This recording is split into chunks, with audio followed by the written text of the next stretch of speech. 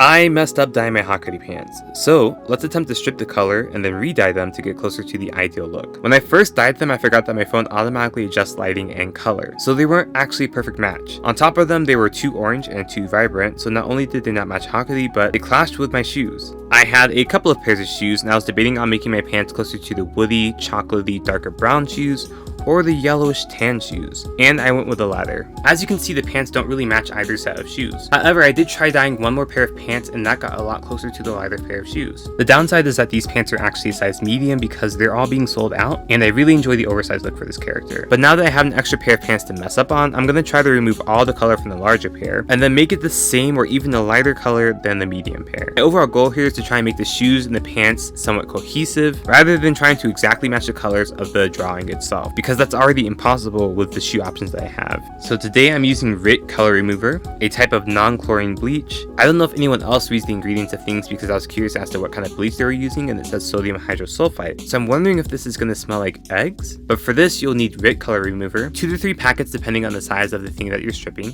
a large metal spoon, a large container, and hot water, roughly 140 degrees Fahrenheit. Because this is bleach and a lot of it, you want to do this in a well-ventilated area, so that means I had to carry a giant bucket of water all the way from the bathroom.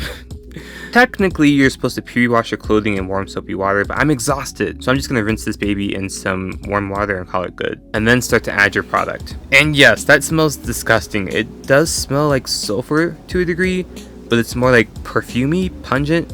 I definitely had to wear a mask because I am not smelling that. Give it a good stir and then add your clothes. And this part is pretty easy, you just pretty much stir until it comes out to your desired lightness. Okay, so the following thing might be common sense for someone, but it definitely was not common sense for me. I think I read somewhere in the instructions that your clothes are going to turn white, and I had been waiting for my pants to turn white at some point.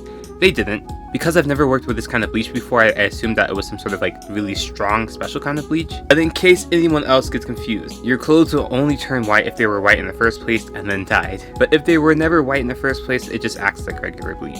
Once you reach your desired color, just rinse this off with some warm water and then gradually turn it into cold water and go until the water runs clear, or at least as clear as possible because running clear is just super difficult. Also, this might stain your bathtub and regular water won't help, but I found that regular cleaning products that I already had on hand did the trick. From here, you're going to wash in warm water with mild detergent, rinse, and then dry. Here's the final product, and in a surprising turn of events, I think it's actually the perfect color and I don't need to use any dye. Okay, so with my limited dyeing and bleaching experience, that's not something I really could have predicted. All I had to do was just bleach the pants to get the color that I wanted. So I will not be re-dyeing them because that is a pretty solid match.